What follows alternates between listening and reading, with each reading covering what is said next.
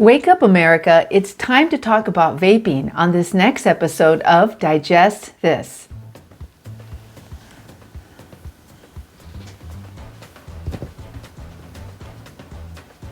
Welcome to Digest This, the show that helps you revolutionize your digestive health. Here are your hosts, Dr. Liz Cruz and Tina Nunziato. Hello and welcome to Digest This. I am Dr. Liz Cruz and I've got Tina Nunziato sitting right by my side. If you're watching us on YouTube, welcome. We're so excited that you have joined us for another episode. If you're new to our podcast, please check it out. We've got a library of hundreds of episodes out there, and all of them still pertinent information. If you're one of our regular listeners, we love you. We love that you have continued on this journey with us. We know how busy everyone's schedules are. We're hectically busy ourselves, so we understand, we get it. And the fact that you take the time to listen to us or watch us on YouTube means the world to us. So thank you so much from Tina and I. So yes, let's talk about vaping. I mean, vaping, wow. Vaping has really exploded in our world since it's been a thing since like 2006. So we're going on almost 20 years of vaping. And just in case you're not familiar with vaping, because that's possible that maybe you don't know what that is, or you don't have anyone that does it, and you're like, what are you talking about? Vaping. Yeah. So we're going to talk to you about vaping. There were a couple really great articles that we read. Tina distilled a lot of the information into a sheet that we could look at. So if you see our eyes going down, if you're watching us on YouTube, it's because we are looking at this sheet, because there's so much important information. We don't want to skip over anything. We think this is all pertinent, important information, because whether you vape or not, or you know someone, you have a loved one, a friend, or someone that you know that vapes, you need to know this information so that you could share it. Okay, Tina and I are not here to make any judgments. That is not what we do. We're here to educate.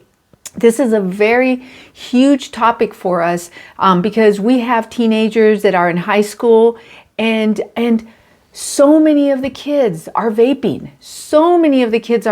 And they're so young, they're babies. So a lot of great information. We're going to go ahead and jump right in so that we have time to cover everything.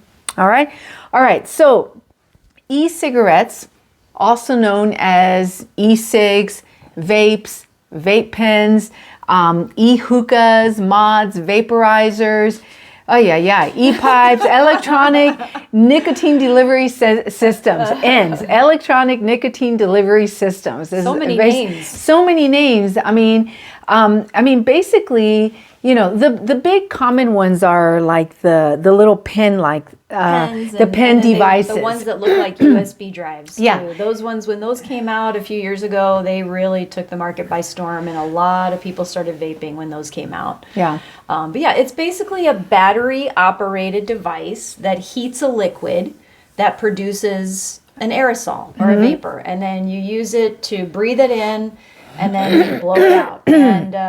And it's basically used to deliver nicotine or cannabis, marijuana. So even the vapes that say they don't have nicotine in them actually have been reported to have nicotine in them. So like Dr. Cruz said, they were first marketed almost 20 years ago here, and they weren't regulated by the FDA until 2016, which I find fascinating. Yeah. Because they are, we're going to talk about kind of the dangers of vaping. So look, I can understand how people would think like, oh, this is a great alternative to smoking, and oh my goodness, I just look so totally cool with this little device, I just pull it out and do a little vaping, and nowadays you just see people carrying these, and they hold them in their hands, and keep them in their pockets, and and so they're inhaling, like Tina said, this aerosolized vapor, all right, that has the nicotine and it has a lot of other things in it also. So I just We're wanted to gonna give some stats before we jump into just in general some of the things to watch out for with vaping. So between 2020 and 2024, there was a 34% increase in the usage of vapes. There were last year 6,300 different vaping products on the market for people to buy, and the total sales were $488.9 million. Wow. Okay, in the vaping market. So it's a huge market, and even like Dr. Cruz said, vaping was originally marketed to help as a safer alternative to smoking. So the idea was that it was supposed to help smokers slowly get off of nicotine, because the vape allows you to say, I want this much juice and this much nicotine, right? So you can start out with a lot of nicotine and then slowly over time get to like less and less. But the thing is that only 29% of people using vapes are actually using it that way. Everybody else is actually new to smoking. Yeah, and the problem is that these vapes are really targeted toward kids. Okay. Yeah. Kids and teens were more likely to use vapes in 2024 than any other tobacco product. 3.5% of middle schoolers are vaping. I just want you to let that sink in. These are 12 and 13-year-olds. Okay, and 7.8% of high schoolers are vaping. I know our kids, I think the percentage is higher. Yeah. Because our kids are literally saying, like, everyone has a vape. Like, if you're not vaping, you're not cool. And so I think it is much higher than that. I agree. The fact that these vapes come in bright colors, they have all the flavors, you can get watermelon or mango or, it's appealing to young people, okay? And there was one company, I don't know if you remember reading it on the article, that Juul, company Juul, and I don't remember what it was that they came out with that just made it like so much more amazing. It looks like a USB drive. That people actually started calling it juuling, instead of vaping, we're juuling, basically because of the brand. Exactly. Yeah, and it's mainly so they also come in disposable or refillable. So, but they're like Juul came out with the one that looks like a USB drive. Okay, so it's really, really small. But they look like pens. They can look like smartphones. They can look like highlighters. They can look like toys. Okay, so it really is targeted toward kids. Some of the features on the smartphone ones they actually have a screen where kids could play games on them. And then there's actually reward systems for vaping.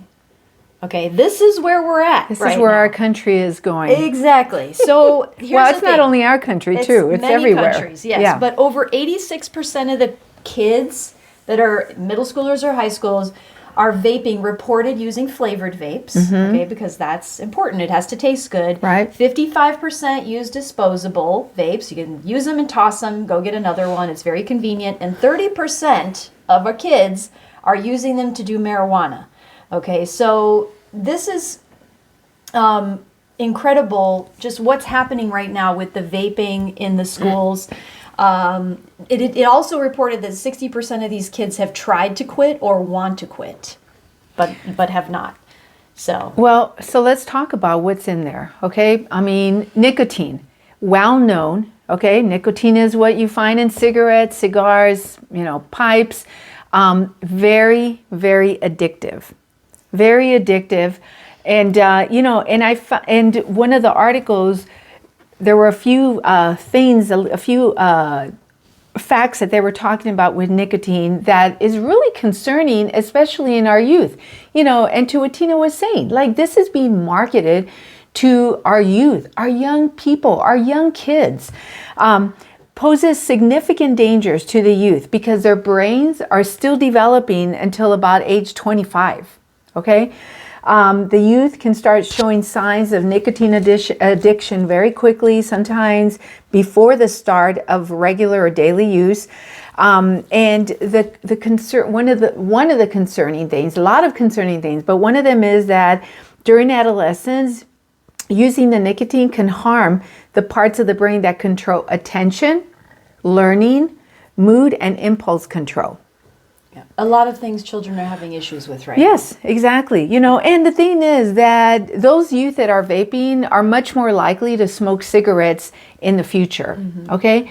Again, that nicotine, but the nicotine is not the only thing they're getting. Right. Yeah, there's lots of chemicals in these vapes. Kids are showing up in emergency rooms with issues with what they're diagnosing as popcorn lung. And then the kids are like, what do you mean? Like, I didn't know this could hurt me, you know? Yeah. And so look, this is our way of trying to educate parents. You know, we have, our kids have been exposed to these things. They brought them to our house, and you don't even recognize them because they look like I said, they look like USB drives. They look like regular pens that you would use to write. So you go into your kid's room, you're not looking for these things, and they look like average things. They don't look like dangerous things. Yeah. So be aware, research this, see what they look like, check your kids, make sure they're not doing these things, educate them, because it's not just the nicotine, but there's cancer-causing chemicals in vapes. There's heavy metals in vapes like nickel, tin, lead. We had one patient several years ago that was having a lot of issues. She went to every doctor, got worked up and down. They couldn't find out what was wrong with her. She ended up going to a naturopathic doctor, and they ran her for heavy metals. And she had all these metals that come from the battery. Wow. In her system that was causing her to be so sick. So because that battery heats up while you're vaping and then you're inhaling the chemicals from the battery. It's into so the body. bad. Okay? It's so bad. And it's, so like what Tina said, all those, the heavy metals, the chemicals, also just particles that aren't even, they're not anything. Okay. They're just like particles that get into the airways, get into the lungs, deposit in the lungs. I mean, look, you're basically just inhaling all of this toxic, toxins, toxic chemicals. All right. That's what's happening. Even the flavorings have chemicals. So, the flavorings are thought to make it taste better. Again, make it more appealing for the youth to get into this. And the flavorings themselves have a lot of chemicals in them. So, even though it's been marketed as a safe form of smoking, it's just opened up a whole new market for not just youth, but also adults to feel like, oh, it's okay if I vape. We had our adult son was vaping for a while. Yes, he was. We're like, really, dude? And then he stopped. But it's everywhere. It's everywhere. A lot of people are doing this, and they need to be aware of the negative effects as well. Yeah, and if you're a parent and you have young kids, you know what? It's very possible your kids could be vaping and you don't even know it. Please educate yourself. You don't even know it. It doesn't matter what your socioeconomic status is. It doesn't matter if your kids go to a private, Christian school. It does not matter. They could be vaping, all right? And then on top of that, as if that wasn't enough, there's also been a lot of issues with the batteries exploding, okay, and causing significant harm to the person. So, just in case inhaling chemicals wasn't enough, then you got the whole issue with the battery exploding. So anyways, listen, we're just here to put the information out. And just try to educate you and, so that you're aware of what's going on. And and if you'd like to connect with us, we'd love to hear from you. Please reach out to us. You can find us on our website, drlizcruz.com, www.drlizcruz.com. And on the homepage, there's a magenta colored button that you can click and schedule a free 30-minute wellness consult. And yes, it is free to you. It's our gift to you. You could do it from anywhere in the world because it's done over the phone. If you have any suggestions for podcasts, please let us know. We'd love to hear your ideas.